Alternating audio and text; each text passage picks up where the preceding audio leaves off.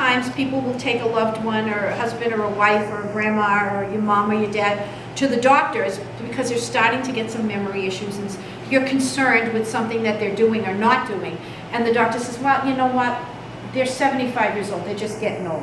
That's part of getting old. Well, it isn't.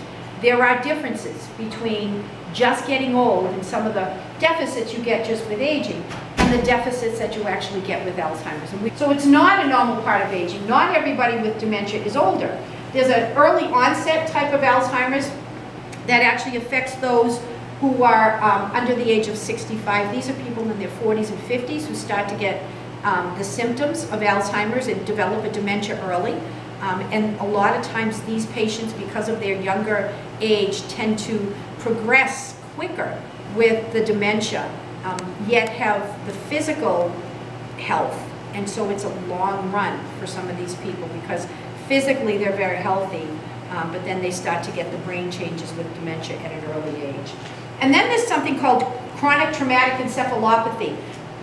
And this is something you may have heard about in the news more recently, in the past couple of years.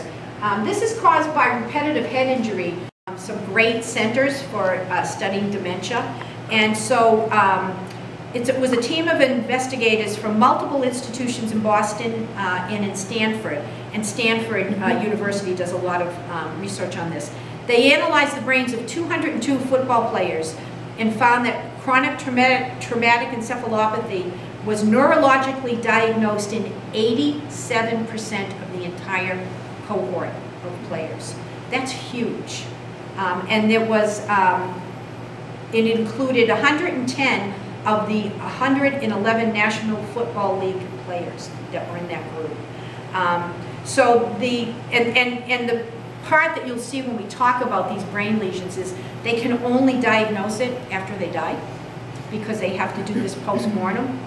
There's not a lot of equipment that actually diagnoses these things right now.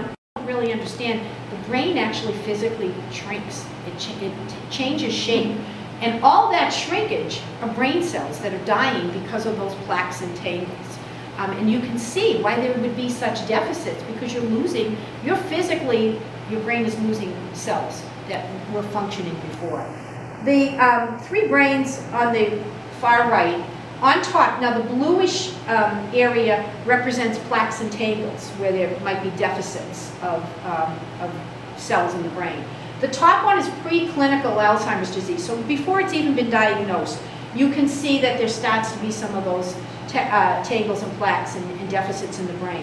Mild to moderate Alzheimer's disease is the brain in the middle, and then look at severe Alzheimer's disease.